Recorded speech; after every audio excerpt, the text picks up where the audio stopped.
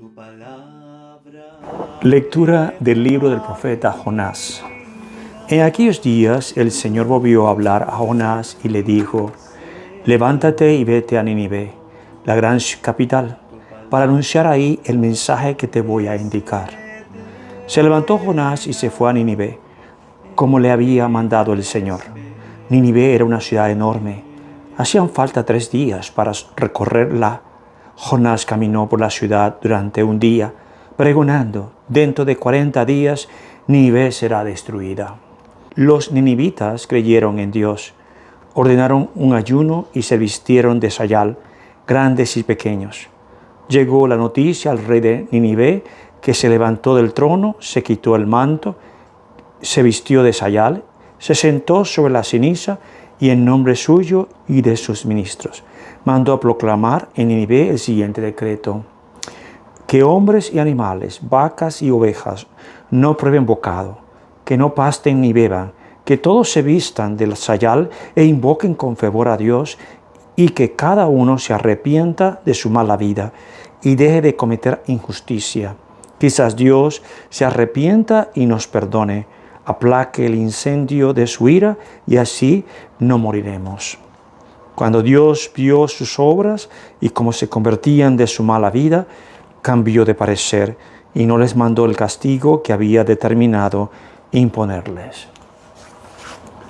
Palabra de Dios, te alabamos, Señor. Decimos todos: perdónanos, Señor, y viviremos. Todos: perdónanos, Señor, y viviremos. Desde el abismo mis pecados clamo a ti, Señor, escucha mi clamor. Que estén atentos tus oídos a mi voz suplicante. Todos: perdónanos, Señor, y viviremos. Si conservaras el recuerdo de las culpas, ¿quién habría, Señor, que se salvara? Pero de ti procede el perdón, por eso con amor te veneramos. Todos: perdónanos, Señor, y viviremos.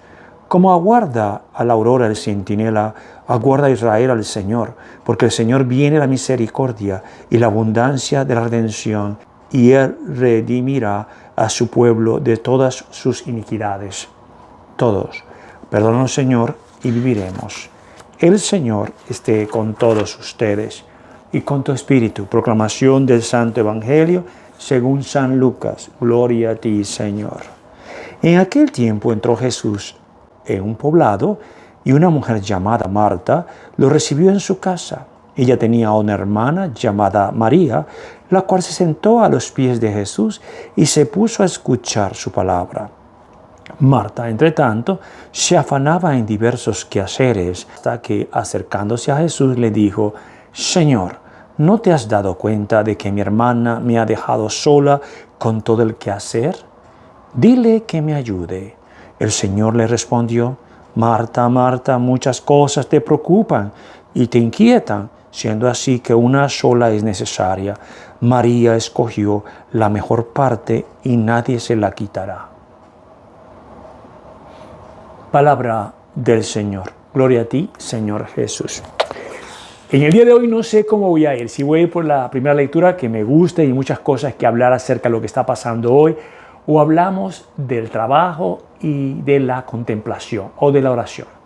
Vamos a ver si podemos caminar las dos cosas en poco tiempo. Pero vamos a hablar primero de Jonás. Jonás no quería ir a Nínive. Punto. Los asirios eran malos. Y como los asirios eran malos, él no quería ir. Pero Dios le insistió desde que lo llamó, desde que se escondió, desde que lo tragó la ballena, desde que salió después la ballena.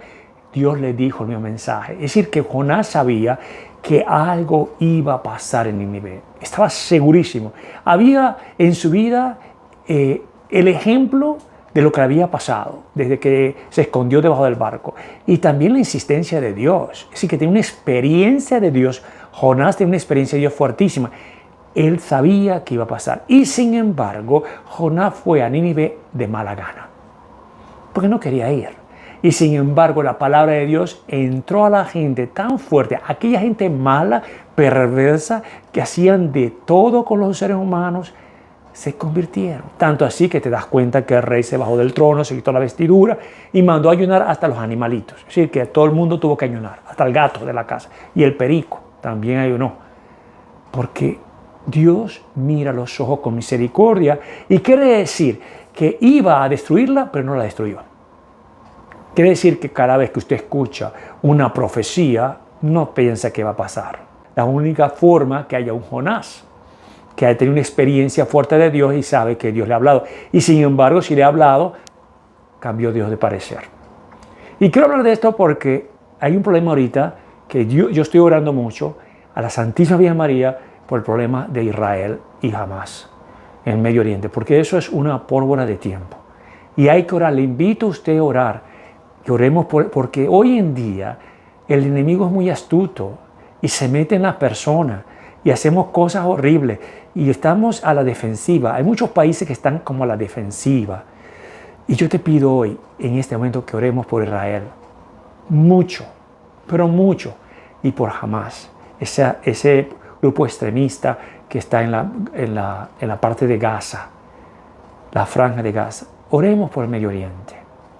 Ahora, en el Evangelio tenemos dos mujeres. Parece que la dueña era Marta. Estaba Lázaro, el hermano de Marta y María.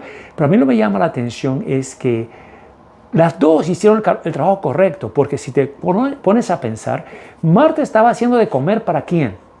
Jesús y su combo. Porque yo les aseguro una cosa a ustedes, se los aseguro que cuando Jesús lo invitaba, él no iba solo. Él se llevaba a todos estos discípulos, apóstoles, es decir, que había que echarle mucha agua al caldo. Es decir, que la pobre mujer la pusieron a trabajar como loca en la cocina para cocinar una sola mujer a tanta gente. ¿Estaba preocupada? Sí, porque estaba preocupada por ver que tenía todos estos hombres metidos en su casa y estaba María sentada viendo o escuchando a Jesús. Yo le voy a dar mi punto de vista. Jesús dice, Marta, Marta, ¿por qué te inquietas? María escogió la primera parte, la mejor parte.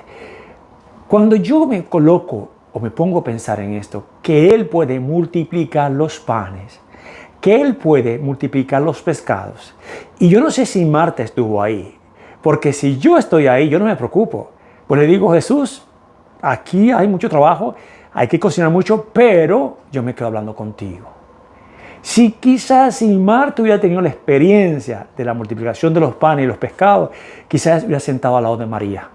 Pues Jesús lo va a hacer. Entonces, ¿para qué preocuparnos, no? Él lo va a hacer. Pero hay un testimonio que nos indica a nosotros a aprender.